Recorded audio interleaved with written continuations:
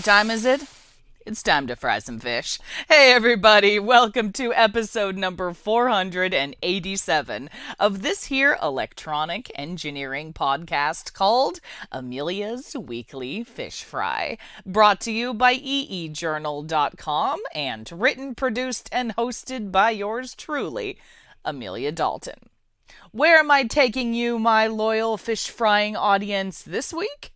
To the land of IoT. First up, Marc Pegulu from Semtech and I are chatting about the future of IoT, what network infrastructure we are going to need to support our growing IoT ecosystem, where LoRa and LoRaWAN fit into the grand scheme of IoT, and some super cool new IoT applications. And a little later on, I also check out how an off-the-shelf IoT wearable was able to detect COVID-19 infection before symptoms had even appeared. So, without further ado, let's welcome Marc to the show. Hi, Marc. Thank you so much for joining me. Hi, Amelia. My pleasure. Glad to be here. Excellent. Okay, so we're talking about the future of IoT today, but Marc, I'd like to start our discussion and look specifically at the networks we need to support our Internet of Things ecosystem. So going forward, what do you think will be the dominant network? Do you think cellular will still remain popular, or do you think it'll be centered more around low power WAN or low power wide area network? That's a good question, and that's indeed something that we are being asked quite often. So at Semtech, obviously, we are proposing one part of a type of network for IoT, which is serving the low power wide area network. And this is really our focus. My position is really that you will see a combination of a few types of networks in order to properly serve Internet of Things. And if I can maybe qualify a little bit, that is because it's kind of a buzzword, the Internet of Things. And the reality, what matters is what kind of use cases you are trying to resolve? What are you trying to address? And when you take it from this standpoint, actually, it becomes obvious that you need multiple options of connectivity, which is okay, right? Because now you have a lot of players who are aggregators, cloud platform players who can aggregate and make connectivity completely abstracted from the application developer. So that's going to be the key. And we are at the point where our market is ready for that. So to answer your question, there will be use cases more for high volumes of data connectivity, which definitely cellular and Wi-Fi are very well positioned because let's not forget Wi-Fi. It's a very interesting technology, especially when you're thinking about indoor connectivity. And cellular is more positioned for outdoor today until 5G becomes, I would say, a bigger deployment. So typically automotive and video type of applications would be a perfect match for this kind of cellular or Wi-Fi network. And at the other end of the spectrum, you have all what we call IoT on our side, which are the sensors, the trackers, the actuators. All of them have different kind of economical constraints. They have to be cheap. You don't have power. They have to be low power. They are hard to reach. So you need a technology which, offers a very long range, very low power, and is cost efficient. And this is, where LoRaWAN can bring the contribution and complement the cellular and Wi-Fi.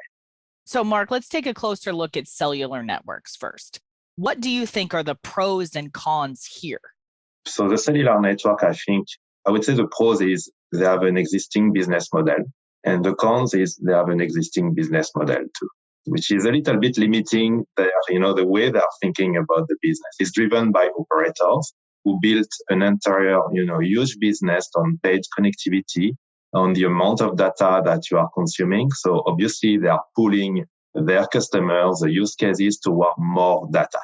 And so I think that's really to their benefit. It means they are in a very strong position to make new technologies adopted in that direction. And this is what 5G is really going after. But at the same time, it's pretty hard to look at the other side of the Internet of Things, which is, very low price connectivity, sometimes free connectivity, very small amount of data. So this is a little bit their limitation here. The technology they are driving is not architect for this side of the IoT. That makes sense. Now, Marc, let's look at the pros and cons of LPWAN. We have to be honest with ourselves. Of course, what we call low power wide area network cannot serve everything. What I mentioned earlier is probably the biggest limitation is that these are what we call low bandwidth connectivity options. It means you don't send a lot of data. It has to be small packet size, temperature sensor, humidity sensor, the location of something, and not often, right? Maybe once every 5 minutes, this kind of range. So that's really the limitation that we see in the LP1. Maybe the other limitation is that it's still new, I would say, 5, 7 years, depending on the technology. So the network is still deploying at this stage. Now, there are a lot of pros, obviously, and I would say the biggest pro for LP1 is that, especially in the unlicensed band LP1 like LoRaWAN, the business model is very open. What is great about, and what I like very much about what we are doing is we are enabling a lot of creativity and innovation. And Internet of Things, everybody is trying to figure out, how to best serve IoT of things, what are the killer use cases and all of that. And the reality is that there are so many options. It's difficult to bet on one rather than the other. So Cellular bet on smartphone, right? And those kind of consumer devices. And they were right? It's a huge market. Internet of Things is high diversity, myriad of opportunities. And for this, we have to be humble. We cannot dictate a business model. We have to give options to the ecosystem so that they figure out what's the best implementation of the technology and what is the appropriate business model. And I think this is really, our opportunity. This is a green field to build new business model for our economies.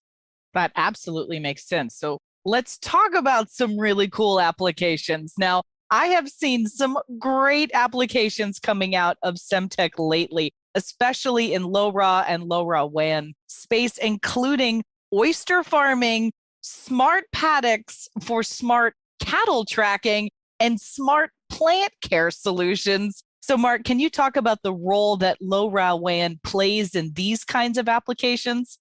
With LoRaWAN, we have been building the credibility of the technology, I would say, on the more traditional use cases. And I would add, for instance, the energy metering space, utilities, all of that. We built the credibility, huge volumes. We have been able to steer the ecosystem toward that so that they can optimize the cost.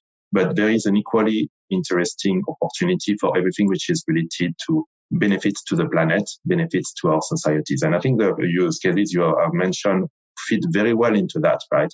It's about, for instance, food safety. That's a key challenge. It's also about air quality, for instance. It's another example. Why LoRaWAN? I think that's your question. Well, the first, it's very easy to deploy. That's the reality. You have an idea, you have a business idea, you have a use case idea, and you believe into something. Well, it's very easy to get from the ecosystem some what we call a gateway, which is a network element. You can get some sensors, build an application. You can prototype, for instance, with Amazon AWS cloud platform, very quickly prove that it can work, and then go to the next phase. You just invest as your business is scaling, right? If your business is a small area type of sensors monitoring, well, you don't need to invest a lot in the hardware, and you invest maybe a little bit more in the data analytics. Now, if your business is growing, you just add more equipment, and then you bring the profitability. The barrier to entry is very, very low compared to any kind of other technologies such as cellular technologies. All right, Marc, it's time for your off-the-cuff question. Now, since you've already been on my show, I can't give you my normal question. So, Marc, if you could have one person to have a meal with you tonight, who would it be? It doesn't matter if they're alive or dead on the other side of the planet. Who would you choose to have a meal with? This is where I'm going to use a that will be filtered. That's a very good one and not easy.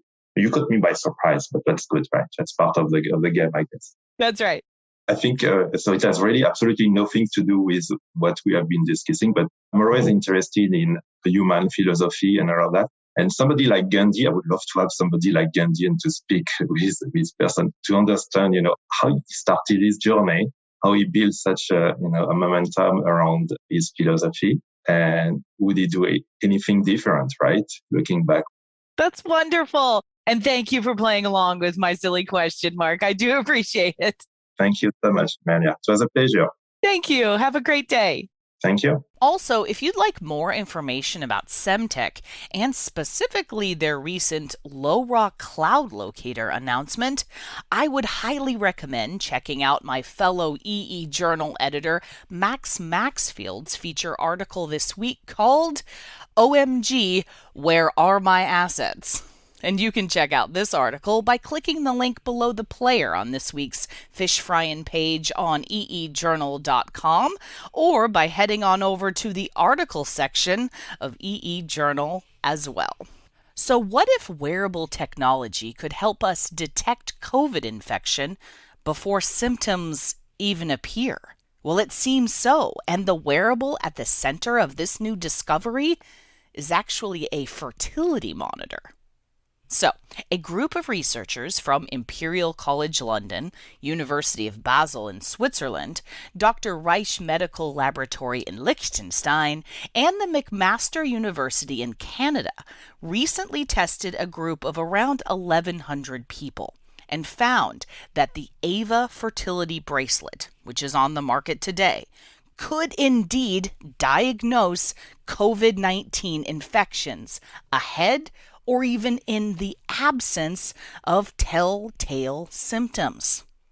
So, this Ava fertility bracelet, which retails for around $279, is able to record heart rate, wrist skin temperature, respiratory rate, HR variability, and blood flow overnight.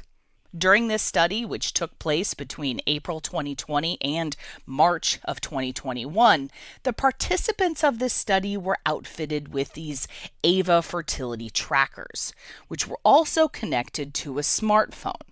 Now, the people in the study were also instructed to record any behaviors that would interfere with the results of the tracker, like medication, alcohol, or recreational drug use. And were also instructed to record any COVID symptoms as well. And get this study recorded a total of 1.5 million hours of physiological data. And during that time, over that year time frame or so, 127 people were confirmed as being infected with COVID-19. Now, here comes the interesting part. 66 of those 127 people who wore their device for at least 29 consecutive days showed significant changes in their body before, during, and after infection, including higher heart rates and higher respiration, all compared to those who tested negative. So, with the combination of this unique algorithm and the Ava fertility tracker, this team was able to correctly identify 68% of positive cases 2 days before the onset of symptoms. Wow. So, in the associated paper written by this global team of researchers, it says, wearable sensor technology is an easy-to-use, low-cost method for enabling individuals to track their health and well-being during a pandemic. Our research shows that these devices, partnered with artificial intelligence, can push the boundaries of personalized medicine and detect illnesses prior to symptom onset, potentially reducing virus transmission in communities. Wow. So yes, this is not the end-all or be-all of COVID testing, but I'm hopeful that this is a sign of things to come. That as technological innovators, we can keep looking for alternative ways to test and treat COVID-19 and any other pandemics that come our way. So, if you want even more information about this study, I've included a couple links below the player on this week's Fish Fryin' page on eejournal.com. Hey, have you checked out EE Journal on social media yet? Well, you should. You can find us at facebook.com/EEJournal. If you're into Twitter, you can monitor our tweets at EEJournalTFM. And don't forget, if you would like to follow my personal Twitter account, check out Amelia D. 1978. And hey, if LinkedIn is more your thing, sure, I dig it. You can follow us or me on LinkedIn as well.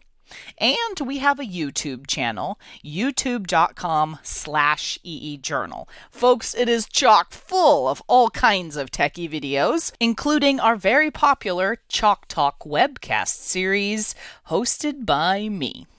And you can subscribe to our EE Journal YouTube channel as well. Also, by clicking the links below the player on this week's Fish Fryin' page, you can subscribe to this here podcast through Spotify, Podbean, or Apple Podcasts. And remember, if you'd like to further support this podcast, please leave me a review on that podcasting platform of your choice. It really does help. Also, if you'd like any further information about the stories covered in today's show, just head on over to eejournal.com and look for this week's Fish Fryin' page. Thank you everyone for tuning in. If you know of any cool new technology or heck you just want to chat, shoot me a line at Amelia, that's Amelia, at eejournal.com, or post a comment on our forums on EEJournal. For the week of June 24th, 2022, I'm Amelia Dalton, and you've been fried.